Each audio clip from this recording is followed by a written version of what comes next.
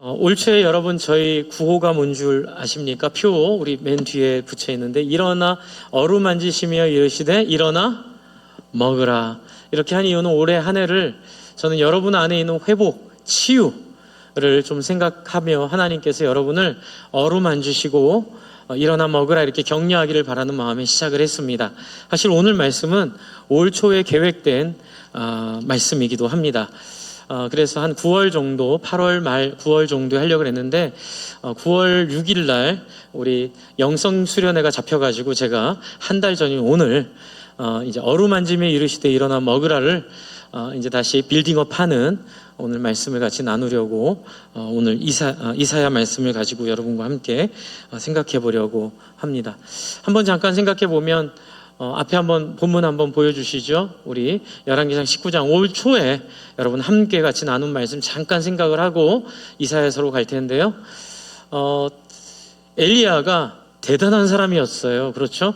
기적이 일어나고 막 놀라운 역사가 일어나요. 아마 이 자리에 있는 여러분 대부분 신앙생활을 하신 분들은 그런 경험들 했을 겁니다. 그런데 살다 보니까 은혜도 없어지고 때로는 신앙이 의무적으로 되고 또 일이 중심이 돼서 일이 나를 짓누르기 시작하는, 그래서 이제 나중에는 일 중심의 신앙이 되는 그렇게 하다 보니까 지치고 너무 어려워지는, 엘리야도 큰 능력을 행했는데 이제 핍박이 오자 자기 스스로 목숨을 끊겠다고 광야로 들어갑니다.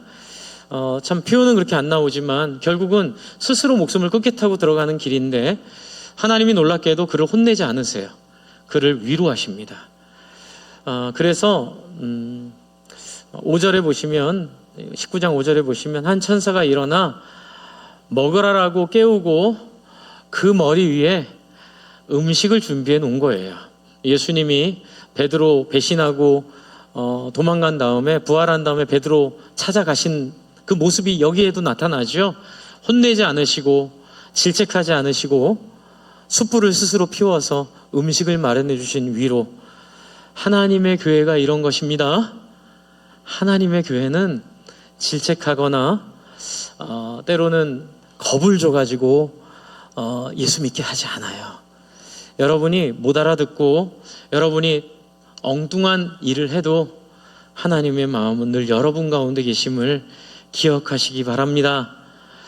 그래서 어떻게 하냐면 잠을 재워요. 6절에 잠을 재웁니다.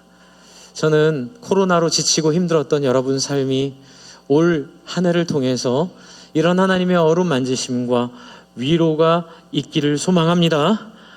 또 이제 얼마 남지 않았지만 벌써 얼마 안 남았어요. 이제 몇 개월 안 남았는데 올 한 해도 마무리가 여러분 안에 위로가 구현되고 실현되기를 바라는 마음에 오늘 말씀을 나누려고 합니다.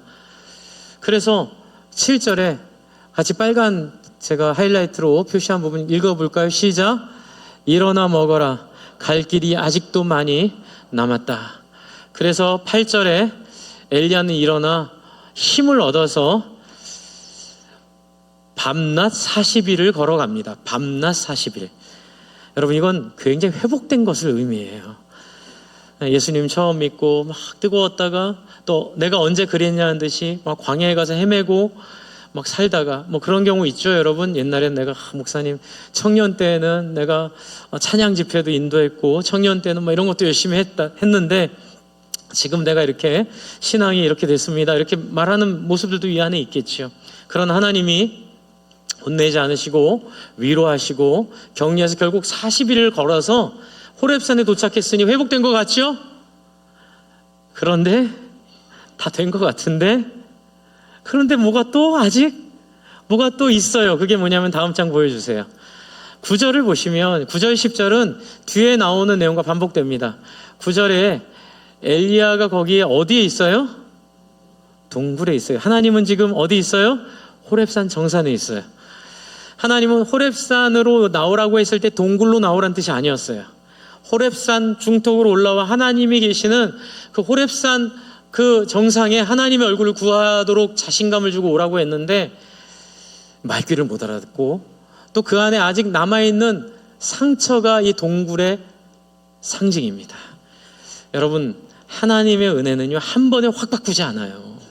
제가 이 얘기 왜 드리냐면 여러분, 우리가 오늘 상처의 치유, 우리 안에 있는 아픔의 치유를 지금 말하려고 하거든요.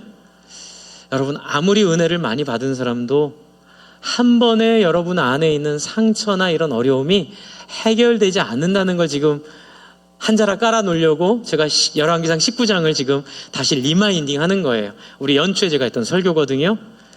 여러분, 사람은 그렇게 단순하지 않습니다. 여러분, 우리 안에 깊이 여러분 안에 있는 상처나 또는 열등감이나 두려움이나 아픔들이 아무리 하나님의 은혜를 받아도 중턱에 가서 동굴에 숨어있는 엘리야의 모습 가운데 우리의 모습이 있어요.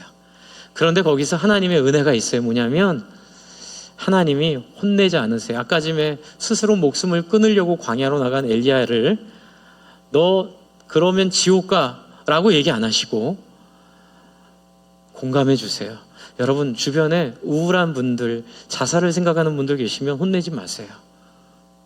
공감해 주세요. 오죽 힘들면 죽음을 생각했니? 오죽 힘들면 거기까지 갔겠니?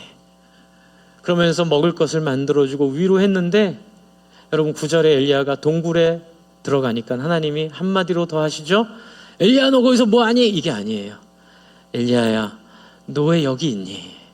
이렇게 말하니까 10절에 엘리야가 광야에서 힘들었을 때 했던 얘기를 또 반복해요. 엘리야가 대답합니다. 하나님, 저 이러고 이래서 이래요. 엉엉엉엉엉 이렇게 울고 있는 거예요. 사람들을 섬기다 보면요, 이런 경우가 많고요. 저도 이런 경우가 많아요. 이미 하나님이 해결해 준 그 마음의 상처와 치유된 모습이 있음에도 불구하고 그 이야기를 계속 평생 반복해 하는 거예요. 그래서 우리는 그걸 들으면 때로는 또 얘기하네. 그래서 목장 모임할 때 힘들 때가 3나눔 할 때 10년 전 얘기를 또 할 때 그 문제 해결되지 않았다고 얘기할 때 굉장히 우리의 마음이 눌리는데 안 눌려도 돼요. 하나님은 이런 분이세요. 여러분, 19장 10절 뒤에는 어떤 내용이 나오냐면요. 제가 이제 이사야를 얘기해야 되니까 여기서 이 이야기는 끊을게요. 일부에 너무 길게 해서 예배가 너무 길어졌어요. 그래서 여기서 끊을게요. 여러분, 이 뒤에는 무슨 얘기가 나오냐면 하나님이 이렇게 답답한 엘리야를 하나님이 섬겨주세요. 그래서 당신을 보여주세요. 천둥에도 안 나타나시고 천둥이 한번 있고 지진이 있고 그 다음에 미세한 음성이 났을 때 하나님이 그때 또 나타나셔서 엘리야에게 자기를 보여주세요. 딜리버리 서비스, 그렇죠? 배달의 천국. 네. 하나님이 배달해 주시는 거예요. 혼내지 않으시고 탓하지 않으시고 쓰러져 있는 자리에, 숨어 있는 자리에 또 찾아오세요. 그래서 너 왜 거기 있니? 라고 했더니 엘리야가 동굴이 아니라 동굴 입구로 잠깐 나와요. 큰 발전이죠. 그때 엘리야는 10절 얘기를 또 반복합니다. 그때 하나님이 그에게 사명을 주세요. 그래, 알았어. 그래, 내가 그거 알았으니 너 이제 일어나서 저 북쪽을 향해 가서, 제가 연초했던 설교 기억하시죠? 3가지 사명을 주세요. 그래서 엘리야는 그 3가지 사명을 가지고 출발합니다. 이 상처가 치유됐냐 안 치유됐냐, 이 상처가 어떻게 해결됐냐, 그것 여기에 나와 있지 않아요. 그냥 안고 가는 거예요. 그냥 그것을 묻고 가는 거예요. 그런데 왜 묻고 갈까요? 하나님의 동행하심에 그 상처의 치유가 있기 때문에 그래요. 여러분, 그냥 묻고 함께 가신 하나님의 마음을 보여주는 게 이사야 오늘의 말씀이에요. 그래서 여러분, 오늘 말씀 한번 보실까요? 이사야 57장에 있는 이 말씀, 57장에 있는 말씀은 하나님을 향해서 배신을 반복하고 거듭하고 변화되지 않는 이 이스라엘의 모습을 향한 하나님의 호소예요. 여러분, 이사야 선지자는 굉장한 미래까지 예언을 해요. 그래서 39장까지는 이사야 선지자가 살고 있는 시대 이야기를 하고요, 40장부터 55장까지는 포로로 잡혀갔을 때 이들의 상황에 대한 하나님의 말씀을 예언해요. 근데 이 당시는 그 상황을 모르니까 그냥 그런가 보다 하고 들었지만, 포로로 잡혀가고 나니까 이 55장까지의 내용이 어떤 위로가 됐는지가 그들에게 이해가 되는 거예요. 소망이 없을 때 하나님이 너희를 위로할 것이라고 말씀하시고, 그리고 그 유명한 임마누엘의 예언이 그 안에 있고요. 그래서 이스라엘이 부족하지만, 이스라엘이 하나님의 뜻 가운데 나아가지 못하지만 하나님은 이스라엘을 결코 포기하지 않으시고 하나님의 열심이, 그 열심이 예수님이거든요. 그래서 여러분이 예수님 믿는 이유는 그 하나님의 열심인 예수님을 여러분의 구주로 맞이하는 순간, 한번 같이 해주실래요? 하나님의 언약 백성으로 인증된다. 여러분, 그러므로 여러분이 예수님을 믿는 그 순간 여러분은 지금 하나님의 이 보장 가운데 들어와 있고, 하나님의 포기하지 않으신 하나님의 사랑 가운데 들어와 있고, 그래서 여러분의 삶이 어떤 위치에 있던, 어떤 상황에 있던, 설령 엘리야와 같이 스스로 자기 목숨을 버릴 정도에까지 그런 생각까지 했다 하더라도 하나님은 여러분을 포기하지 않겠다는 것이 여러분이 이해하게 되는 거예요. 여러분이 예수님을 믿으시죠? 근데 이제 또 혹시 처음 듣는 듣는 분들은 잘 모르실 거예요. 근데 여러분 앞으로 예수님을 믿게 될 거예요. 왜냐하면 이 자리에 와 있다는 게 하나님이 이스라엘을 책임지는 것처럼 여러분을, 먼데 있는 여러분을, 이방인이었지만 예수님을 통해서 영적 이스라엘 만들려는 하나님의 계획으로 여러분 친구 따라 이 교회에 온 거예요. 아내 따라, 남편 따라, 엄마 아빠 때문에, 자식 때문에 이 자리에 지금 와 앉아 있는 거예요. 하나님이 여러분을 만나 주실 겁니다. 근데 여러분의 삶은 쉽지 않았잖아요. 근데 그렇게 살고 싶으셨어요? 여러분 그렇게 살고 싶어 사세요? 막 돈에 몰입하고 그렇게 살고 싶어 사시는 거예요?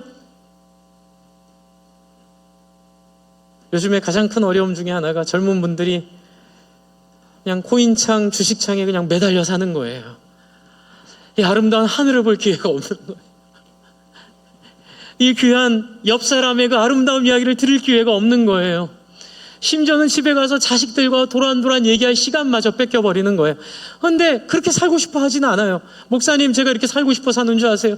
다 내 아이 미래를 위해서 제가 지금 이거 하는 거예요, 목사님. 제가 다 우리 가족의 미래를 위해서 제가 이거 하는 거예요. 그런데 그게 사탄의 유혹이고 굴레거든요. 지금 하나님은 이스라엘 백성을 향해서 말하는 거죠. 오직 너희 하나님을 사랑하고 그 하나님의 말씀을 따라 너희 가족들과 함께 정말 중요한 것이 무엇인지를 알고 살아라. 이게 언약 백성의 하나님의 호소예요. 그래서 언약 백성을 하나님이 만드실 때에 제가 내년 초에 이 언약 백성의 주제로 여러분께 말씀을 나누려고 하는데, 이 언약 백성이 된다는 거는 무엇이 중요한지를 알고 사는 사람들이 되게 하겠다는 거예요. 정말로 인생에 정말로 인간이 살 존엄과 인간이 살아야 될 정말로 본질적인 행복이 무엇인지를 경험하며 살 수 있도록 내가 너희를 특별히 선택하고 약속하고 불러서 너희를 내가 기어코 그런 사람으로 만들어 버리겠다.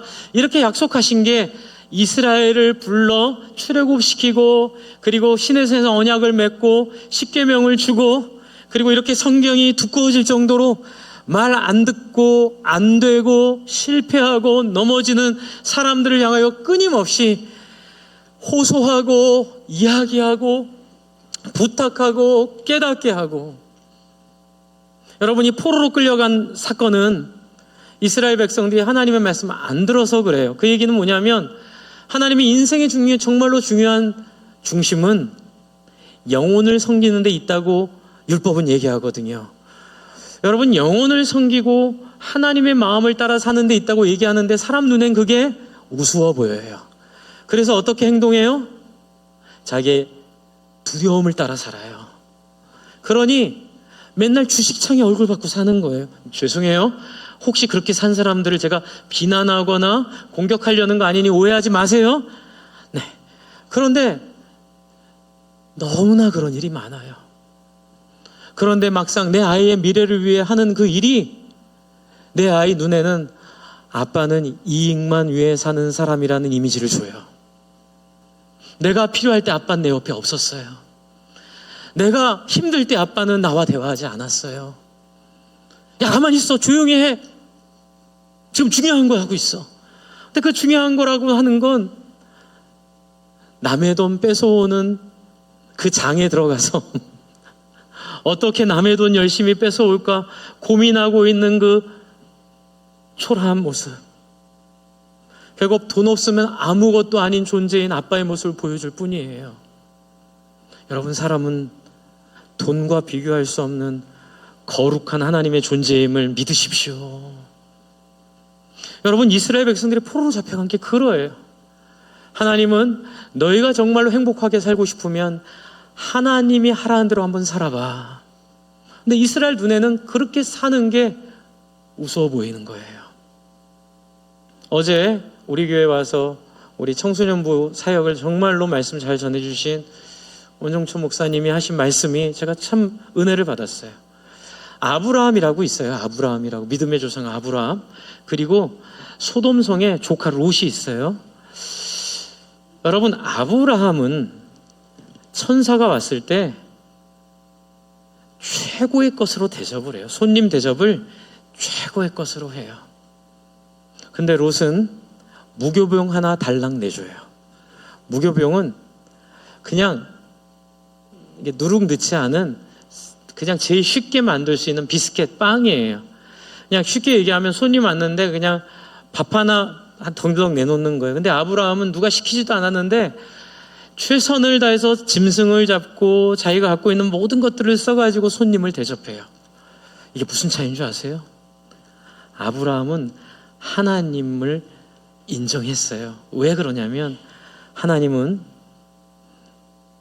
손님을 대접하고 너의 욕망을 채우게 살지 말고 하나님이 만든 율법을 따라, 아직은 하나님이 율법을 안 주셨죠. 그전에는. 근데 그 율법 이전에 하나님의 마음을 따라 네가 살면 내가 너를 하늘의 별과 같이 네 민족을 많이 줄 거야. 이렇게 하나님이 아브라함에게 마음을 주시는 거예요. 그래서 아브라함이 조카 롯을 구출한 다음에 오다가 멜기세덱을 만나 10의 1을 떼어서 내잖아. 이게 11조의 시작인데 여러분, 별 얘기가 많아요. 목사님 11조를 안 내는 교회도 있고 11조가 뭐예요? 근데 여러분, 그거 아니에요.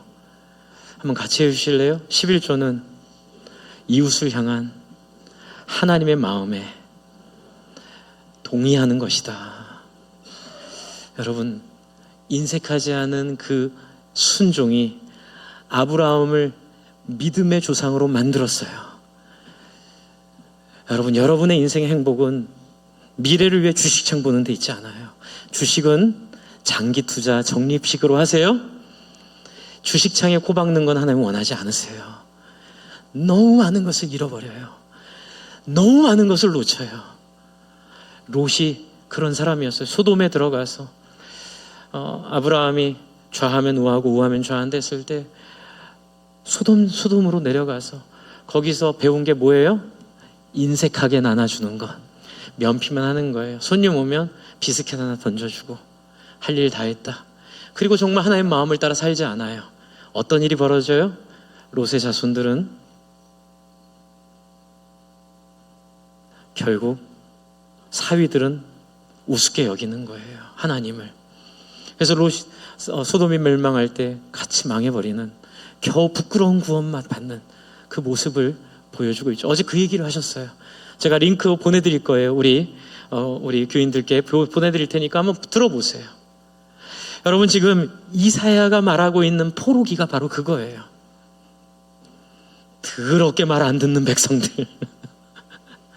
그런데 여러분, 제가 지금 그런 걸 뭐라고 하려고 하는 얘기 아니에요. 보세요. 우리의 한계가 거기 있어요. 여러분의 한계가, 저의 한계가 거기 있어요. 57장 56장부터는 포로에서 돌아온 사람들에 대한 예언인데요. 57장 13절 한번 읽어볼게요. 오늘 본문이에요. 13절 같이 읽어보겠습니다. 시작. 내가 부르짖을 때 내가 모은 우상들에게 너를 구원하게 하라. 그것들은 다 바람에 날려가겠고 기운에 불살려 갈 것이로다. 바로 그 얘기예요. 13절 아무리 하나님이 얘기해도 말을 안 들어요. 주식창에 코 박고 있고 애들이랑 놀아줄 시간은 없고 코인창 보고 있는 그 안타까운 그 모습에 하나님이 얘기해요. 그래 그 코인에게 너를 구원하게 해봐라. 그 주식들에게 너를 구원하게 해봐라. 그 토지와 그 건물들에게 너를 구원하게 해봐라. 여러분 오해하지 마세요. 목사님 그러면 주식도 하지 말란 말이에요. 그러면 땅도 사지 말란 얘기예요. 그 얘기 아니에요. 여러분 거기에 몰입하지 마시라는 얘기예요. 하나님 주시면 구하세요. 여러분 공장 부지 필요하면 사세요. 여러분 사업 건물 필요하면 얼마든지 사세요. 여러분 또 주식 살 거면 적립식으로 장기 투자로 사세요. 그 대신 그 주식창에 코 박지 말란 얘기예요. 무슨 말인지 아시죠? 네. 정리됐죠? 반자본주의적 설교를 한다고 욕먹을까봐. 근데 여러분 욕하시면 안 돼요. 기독교는 반자본주의적 성격이 있어요. 돈에 목숨 걸지 말라는 거예요. 모든 우상에게 너를 구원하게 하라. 같이 한번 해주세요. 그것들은 다 바람에 날려가겠고 기운에 불려갈 것이로되. 여러분에게 뭐 하라 뭐 하지 말라는 게 아니에요. 그 다음 같이 읽을게요. 시작. 나를 의뢰하는 자는 땅을 차지하겠고 나의 거룩한 산을 기업으로 얻으리라. 저는 땅 많은 사람 하나도 안 부러워요. 왠지 아세요?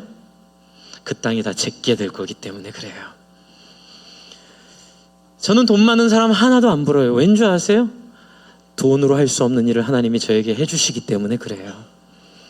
저에게는 돈과 땅이 저의 인생을 사는데 어떤 장애, 어떤 어려움이 되지 않아요. 왜냐하면 하나님을 의뢰하는 자는 땅을 차지한다는 걸 보여주셨어요. 사역을 통하여, 삶을 통하여, 하나님의 역사를 통하여 무엇이 우리 삶에 중요한 것인지 하나님 경험하게 해 주셨어요. 그 중에 가장 최고는 사람이 바뀌는 경험이에요. 여러분 청년부, 청소년부, 여러분 아이들을 그 안에 꼭 놔두세요. 그리고 우리 교회는 그 아이들이 그 속에서 사람 살리는 맛이 어떤 것인지 보여드릴게요. 여러분 청소년기에, 청년 시기에, 유초등부 시기에, 심지어 유치원 시기에, 심지어 영아부 시기에 부모님을 통하여 또 선생님을 통하여 교회를 통하여 한 영혼이 바뀌는 이 거룩한 경험을 한다는 것은 이 아이 평생에 물려줄 무슨 지분, 무슨 대기업 사장이 자식에 물려주는 어떤 후계자 구도, 그것과 비교할 수 없는 우주를 주신 하나님의 선물인 줄로 믿으시기 바랍니다. 한 사람이 바뀌는 게 이렇게 가치가 있구나. 한 영혼이 새롭게 되는 게 이렇게 영광스럽구나. 그래서 어떻게 하죠? 유별나게 신앙생활하게 하는 거. 그래서 아브라함과 같이 목자 목녀로 힘들지만 어렵지만 자기 것을 아낌없이 내어주면서 자기 것을 아낌없이 던지면서 사람 살리는 일에 최선을 다하는. 그래서 회사 가서도 돈 벌려고 일하는 거 아니에요. 회사 가서도 크게 승진하려고 일하는 거 아니에요. 하나님 나에게 주신 이 회사 안에서 나에게 주신 이 사람들을 어떻게 성공시키고 어떻게 이 사람들을 궁극적인 하나님 닮은 인생으로 내가 도와줄 것인가를 고민하게 하시는 줄로 믿으시기 바랍니다. 여러분 많은 간증이 그렇게 하다 보니까는 기적들이 일어나는 거예요. 사람들이 그 사람을 좋아하기 시작해요. 그리고 다른 계산을 갖고 사는 사람, 그 사람에게 대한 두려움을 느끼기 시작하고, 물론 온갖 뒤에서 그 계략과 모략과 정치가 난무하는 세상이지만 여러분 하나님의 성령이 그래도 이 우주 가운데 있기 때문에 하나님의 특별한 은혜로 그런 사람들 하나님이 간증하게 하시고 축복하게 하실 줄로 믿습니다. 저는 여러분이 축복받기를 바랍니다. 회사에서 승진할 줄로 믿습니다. 승진 못해도 행복해요. 상관없을 때 하나님 승진시켜주세요. 그 축복은 여러분 아브라함이 받은 축복이에요. 욥이 말년에 받은 축복이에요. 여러분 13절에 이렇게 선언합니다. 주식창에 창받고 코인창에 창받고 사는 포로에 끌려갔다 와도 정신 못 차리는, 폭락을 경험해도 정신 못 차리는, 그 쓰라림을 경험해도 정신 못 차리는, 마치 도박 중독과 같이 중독에 쩌들어 있는 사람들에게 하나님이 13절을 말씀하세요. 너희가 우상은 끝이야. 그러나 날 의뢰했으면 좋겠어. 14절 한번 보세요. 그리고 뭐라고 하세요? 그가 말하기를, 여기서 그는요, 이 예언자가 말하는 하나님이에요. 하나님께서 말하기를 도두어 길을 수축하여 내 백성의 길에서 뭘 제하여 버려라? 거치는 것들을 제하여 버려라. 여러분 40장 1절을 빨리 한번 찾아보세요. 이사야 40장 1절. 40장 1절이랑 이 59장 14절이 패턴이 히브리어 패턴이 똑같아요. 똑같은 패턴의 단어만 바꾼 거예요. 여러분 40장 1절 같이 한번 읽겠습니다. 40장 1절 시작. 너희 하나님이 이르시되 너희는 어떻게 해요? 위로하라 내 백성을 위로하라. 이 번역이 이걸 못 살렸는데요. 위로하라 위로하라 너희는 내 백성을 위로하라. 너희 하나님이 말씀하신다. 이게 이제 히브리어 어순이에요. 40장 1절과 여러분 지금 14절로 다시 올게요. 57장 14절. 네, 도두어라 도두어라 너희는 길을 수축하라. 내 백성에서 거치는 것을 제하여 버리라. 여호와 하나님이 말씀하시느니라. 이렇게 되어 있는 거예요. 여러분 그렇게 하나님이 강조하시는 부분이라는 얘기를 하는 거예요. 무슨 얘기인 줄 아세요? 여러분 안에 있는 코인 귀신을 하나님이 쫓아주실 줄 믿습니다. 여러분 안에 있는 탐욕 귀신을 하나님이 쫓아주실 줄 믿습니다. 여러분 그냥 말이 지금 상징적으로 코인 주식 얘기한 거죠. 음란에 중독된 분들, 도박에 중독된 분들, 담배에 중독된 분들, 술에 중독된 분들, 또 자기 욕망에 중독된 분들, 자기 우상화에 중독된 분들. 여러분 목회자들은 술, 담배 안 하지만 이 자기 우상에 중독된 똑같은 중독이 위험으로 도사리고 있어요. 그러니까 여러분 목회자든 성도든 그게 중요하지 않아요. 여러분 안에 있는 모든 이 거친 것들, 아무리 실패를 경험하고 아무리 쓴맛을 봤어도 해결되지 않는 우리 안에 있는 이 근본적인 문제, 오늘 여러분 잘 나오셨어요. 하나님이 여러분을 제거해 주시고 여러분 안에 있는 어두움을 제거해 주시고 하나님이 그럼에도 불구하고 저와 여러분을 한번 같이 해주실래요? 내가 사랑하는 나의 자녀니라. 여러분을 하나님이 어떤 모습에도 불구하고 또 오늘 처음 교회 나오셨음에도 불구하고 하나님이 이미 여러분을 선택하셔서 하나님의 자녀로 여러분을 기억하시고 오늘 여러분을 이 자리까지 나오게 하신 줄로 기억하시기 바랍니다. 도두어라 도두어라 길을 수축하라. 내 백성의 길에서 거치는 것들을 누가요?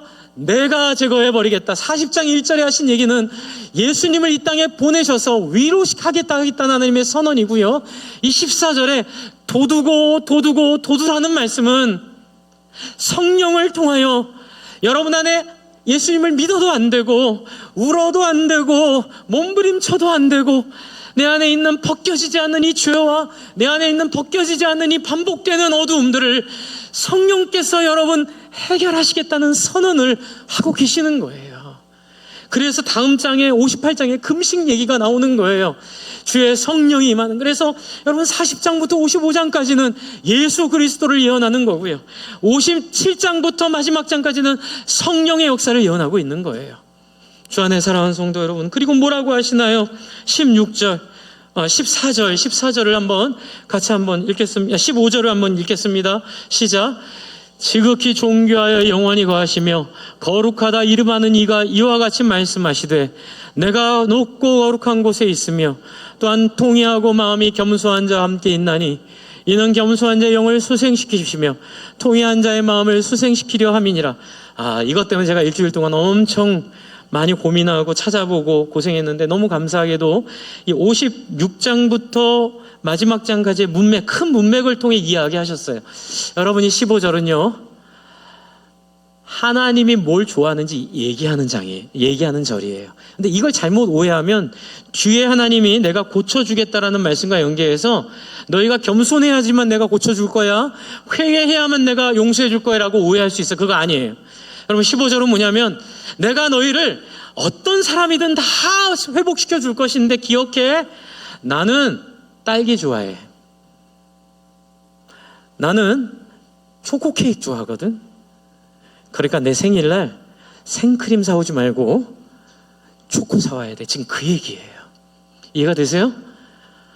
여러분 뒤에 회복될 사람들에게 하나님 자기가 누군지를 알려주시는 거예요. 너희가 나에게 은혜를 받아서 은혜가 너희 마음 가운데 오면 기억해야 돼. 나를 좋아하게 될 거야. 나를 사랑하게 될 거야. 근데 난 누굴 좋아하는 줄 아니? 나는 통회하는 사람을 좋아해. 나는 겸손한 사람을 좋아해. 나는 자기의 마음이 낮아진 사람을 좋아해.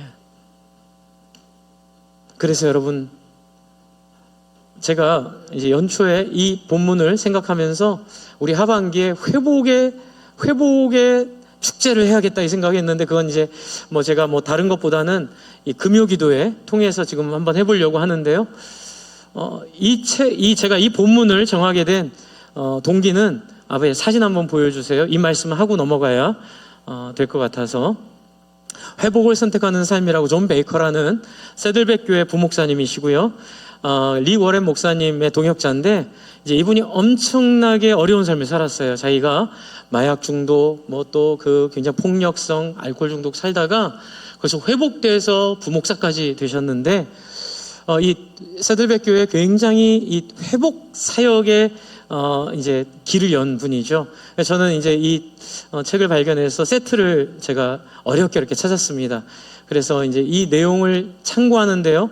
이제 여기서 리고렌 목사님이 이 부분을 마태복음에 있는 산상수훈이랑 연결을 하세요. 심령이 가난한 자는 복이 있나니로 연결을 하시는데, 여러분 저도 이 컨셉은 따옵니다. 그런데 내용은 좀 많이 다르게 될 거예요. 컨셉은 제가 따와서 앞으로 설교할 겁니다. 말씀드렸어요. 제가 여기서 따올 거라고. 그리고 이 본문도 여기서 아이디어를 얻었는데 내용은 전혀 다른 내용, 좀 발전된 내용으로 제가 여러분께 제 것으로 설명하고 있습니다. 이제 본문 볼게요. 그래서 15절이 그래요. 여러분 제가 뭐라고 말씀드렸죠? 15절이 뭐라고요? 하나님이 뭘 좋아하는지 얘기하시는 거라고 말씀드렸죠? 조건으로 여기시면 안 돼요. 그 다음 절 볼게요. 16절. 내가 영원히 다투지 아니하면 내가 끊임없이 노하지 아니할 것은 내가 지은 그의 영과 혼이 내 앞에서 피곤할까 함이니라. 여기서 눈물이 확 나는 거죠. 이걸 세 번역으로 한번 보여주세요. 세 번역. 네, 세 번역으로 제가 어제 보내드린 슬라이드가 있습니다. 네, 다음 장. 네, 그 전 장이죠. 네, 이건 맞습니다. 네, 15절 그리고 16절이 이 안에 있죠. 15절에 아까 전에 이야기한 얘기가 딱딱 라임이 맞게 돼 있어요. 지극히 높으신 분 영원히 살아계시며 거룩한 이름을 지으신 분께서 이렇게 말씀하신다. 내가 비록 높고 거룩한 곳에 있으나 겸손한 사람과도 함께 있고 잘못을 뉘우치고 회개하는 사람도 함께 있다. 그리고 이게 라임이 맞아요. 겸손한 사람과 함께 있으면서 그들에게 용기를 북돋워 줄 것이고, 회개하면 회개하는 사람과 같이 있으면서 그들의 상한 마음을 아물게 하여 주는 하나님이다. 이렇게 얘기하고요. 16절 우리 빨간 글씨 같이 읽을게요. 시작. 나는 사람들과 끝없이 다투지만은 않는다. 한없이 분도 품지 않는다. 사람에게 생명을 준 것이 나인데 내가 그들과 끝없이 다투고 한없이 분을 품고 있으면 사람이 어찌 견디겠느냐. 여러분, 불순종하는 이스라엘을 향하여, 변하지 않는 우리를 향하여 하나님이 긍휼로 우리를 대해주세요. 다시 이제 우리 개역개정으로 갈게요. 16절. 내가 영원히 다투지 아니하고 끊임없이 노하지 아니할 것은 내가 지은 그의 영과 혼이 내 앞에서 피곤할까 함이니라. 하나님이 여러분을 이렇게 생각하고 있다는 거 알고 계시기를 바랍니다. 그래서 이제 하시는 얘기예요. 17절. 여러분 17절 같이 봅시다.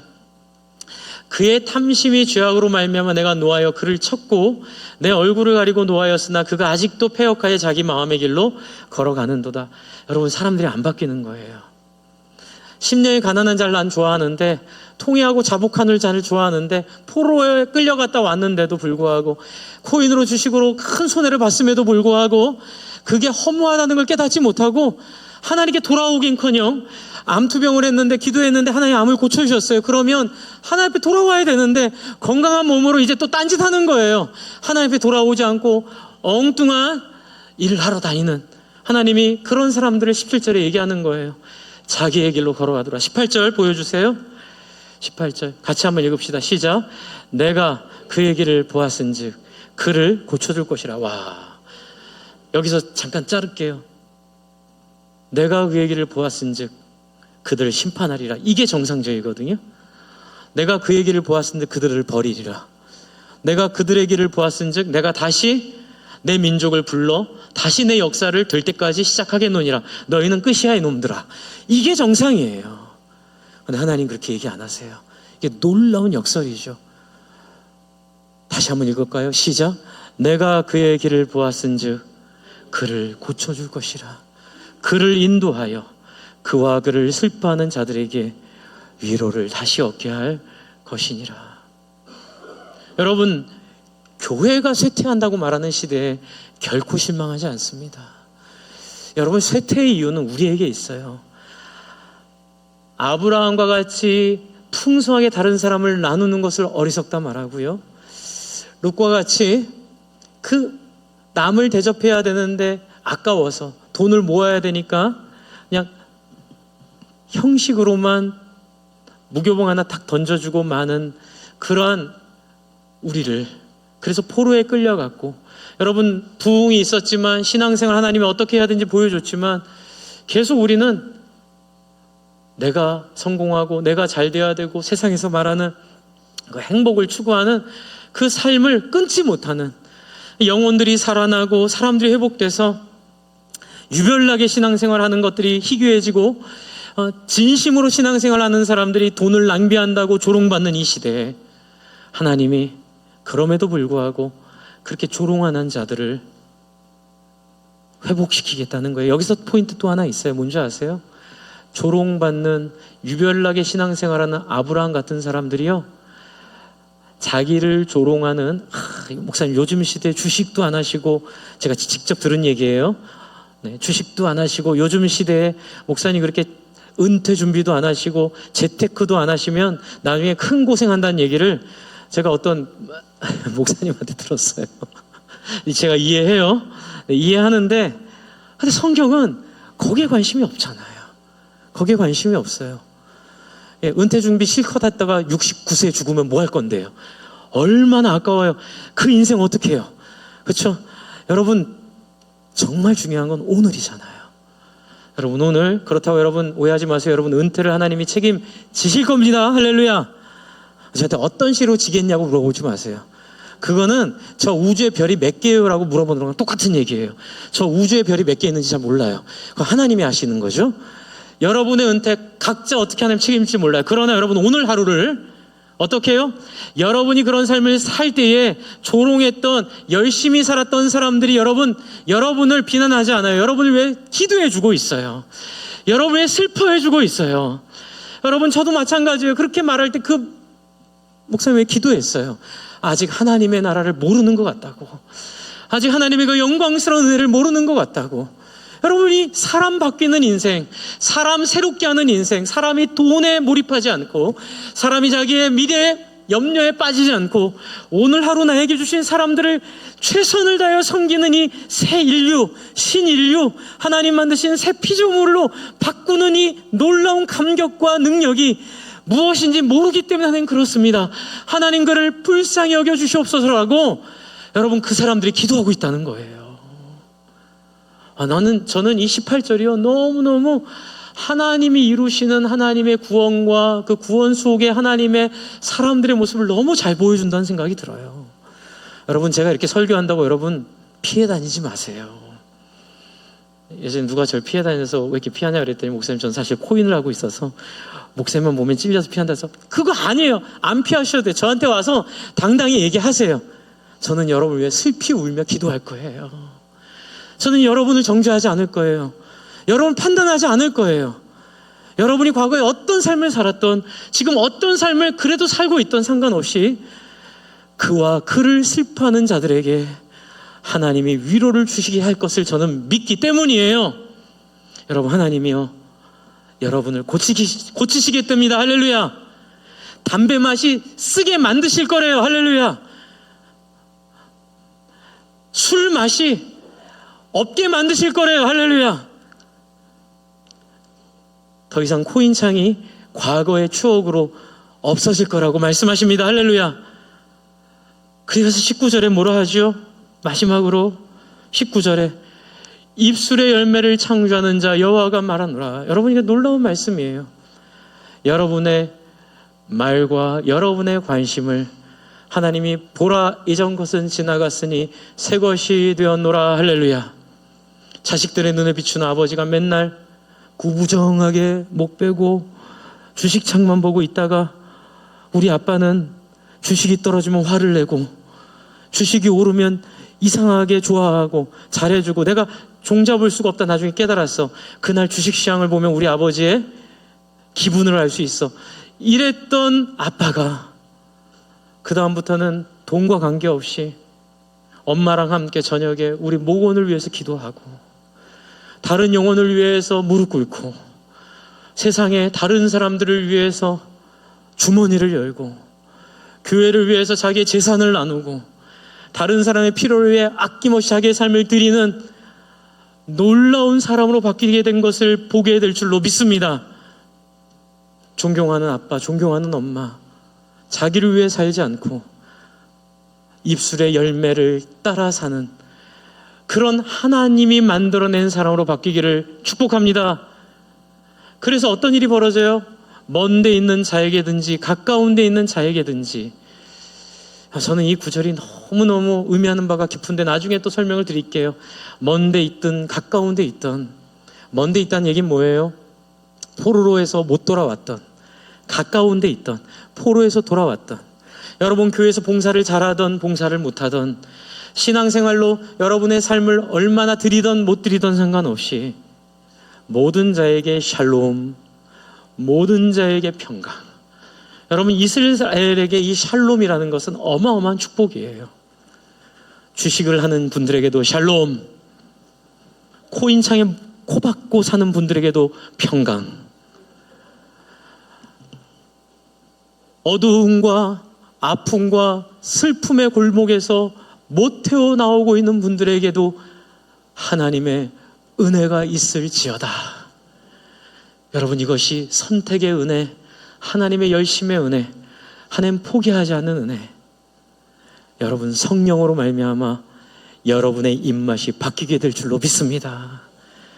그래서 긍휼과 평강에 코인과 같은 매력을 느끼게 될 것이고, 주식과 같은 열정을 갖게 될 것이고, 다른 영혼을 위하여 옛날에는 모든 사람이 다른 영혼을 위하여 나누는 일에 쾌감을 느끼게 될 것이고, 다른 영혼을 살리는 일에 희열을 느끼게 될 것이라고 하나님께서 내가 그들을 평강으로, 내가 그들을 회복으로, 내가 그들을 온전함으로 바꾸고 고치리라. 할렐루야. 아멘. 여러분 이 시간 함께 같이 하나님 앞에 나아갈까요? 하나님 나는 바뀌지 않습니다. 하나님 나는 끊임없이 삶의 문제 허덕이고 있습니다. 먹고 사는 문제에 매여 있습니다. 하나님 나를 불쌍히 여겨 주시옵소서. 손님에게 살찐 짐승을 잡고 내 주머니를 털어 나눠야 하는데 롯과 같이 무거움 하나 던져주는 인색한 가운데 있습니다. 돈이 무섭습니다. 이익이 내 인생을 사로잡고 있습니다. 하나님 나를 불쌍히 여겨달라고, 나를 긍휼히 여겨달라고 여러분 시간 같이 눈 감고 함께 같이 간절히 기도하겠습니다. 하나님 아버지, 하나님